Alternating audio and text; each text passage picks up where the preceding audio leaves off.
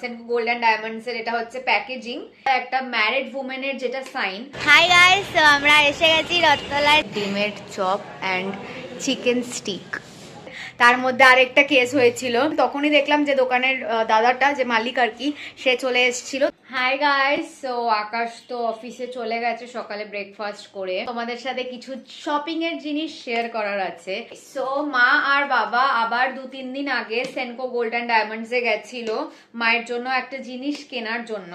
Actually বিয়ের পরে হাতে যে নোয়া পরতে হয়, একটা ম্যারিড উমেনের যেটা সাইন, তো ওই নোয়াটা অ্যাকচুয়ালি মা একটা নোয়া যেটা পরতো সোনা বাঁধানো নোয়া, এটা হচ্ছে লাস্ট 10-15 বছর ধরে মা কন্টিনিউ ওই নোয়াটাই পরে।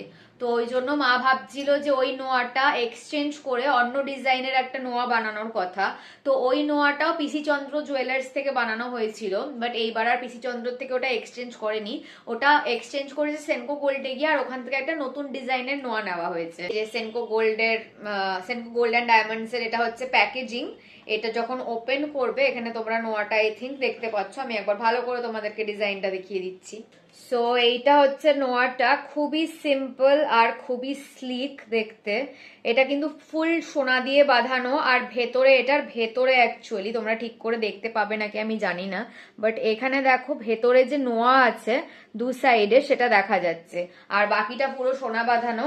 আর সামনের হচ্ছে এটা ডিজাইন, খুবই স্লিক, খুবই সিম্পল, ডেলি ইউজের জন্য তো এইটা বানানো হয়েছে। তো ওটা এক্সচেঞ্জ করে কিছু পার্সেন্টেজ কম হয়েছে, তো এক্স্যাক্টলি কত পার্সেন্ট কি কম হয়েছে না হয়েছে ওইসব আমি জানি না, বাট এটার রিয়েল প্রাইস যদি তোমরা কোনো গোল্ড এক্সচেঞ্জ না করো, তো একটা তো সব গোল্ডের রিয়েল প্রাইস হয়, তো এটার রিয়েল প্রাইস হচ্ছে 1,08,000, বাট এক্সচেঞ্জ করার পরে এটা একটু কম প্রাইসে পাওয়া গেছে, যেহেতু ওই সোনাটা ওদেরকে দেওয়া হয়েছে এক্সচেঞ্জ করে, ওরা কিছুটা মাইনাস করে তারপরে এটার কস্ট নিয়েছে। এটার মাইনাস করার পরে কত কস্ট আমি জানি না। নেক্সট হচ্ছে, যেহেতু আমরা আমাদের এই বেলঘড়িয়ার সেনকো গোল্ড অ্যান্ড ডায়মন্ডস থেকে প্রচুর শপিং করি, তাই জন্য আমরা হচ্ছি ওদের বলতে পারো একটা রেগুলার কাস্টমার। আমাদের সাথে ওদের খুব একটা ভালো রিলেশন তৈরি হয়ে গেছে। ধনতেরাসের টাইমে ওরা আমাদের বাড়িতে এসেছিল আমাদেরকে ইনভিটেশন কার্ড দিতে। ওরা ওরকম করে সবার বাড়িতে তো যায় না, সবাইকে ফোন করে, বাট কিছু কিছু স্পেশাল কাস্টমারদের বাড়িতে ওরা যায়। তো ওই জন্য ধনতেরাসের টাইমে সেনকো গোল্ড অ্যান্ড ডায়মন্ডস থেকে, সেনকো গোল্ড অ্যান্ড ডায়মন্ডস এর বেলঘড়িয়ার যে ম্যানেজার, সে আমাদের বাড়িতে এসেছিল আমাদেরকে ইনভাইট করতে। তো ওখানেও তোমরা দেখেছো আমরা গিয়ে কিনেছিলাম, শপিং করেছিলাম, আমার এই কানের দুলটা নেওয়া হয়েছিল। তো আমাদেরকে সবসময় ওরা একটা গোল্ড আইটেমের সাথে একটা কিছু একটা সিলভার আইটেম ওরা গিফট করে। তো এর আগেও আমাদেরকে প্রচুর এরকম সিলভার আইটেমস গিফট করেছে। তো এইবার আমাদেরকে যেটা গিফট করেছে ওরা সিলভার আইটেম, সেটা হচ্ছে রূপোর লক্ষ্মী আর Ganesh. Hi guys, good evening. আজকের মতন আবার আমি বেরোচ্ছি, আকাশ এসে গেছে অফিস থেকে, তো চলো এখন যাওয়া যাক। হাই গাইস, আসো। হাই গাইস, তো আমরা এসে গেছি রথতলায় চা খেতে। চা খাওয়া হয়ে গেছে, এখন একটু বসে আড্ডা মারছি।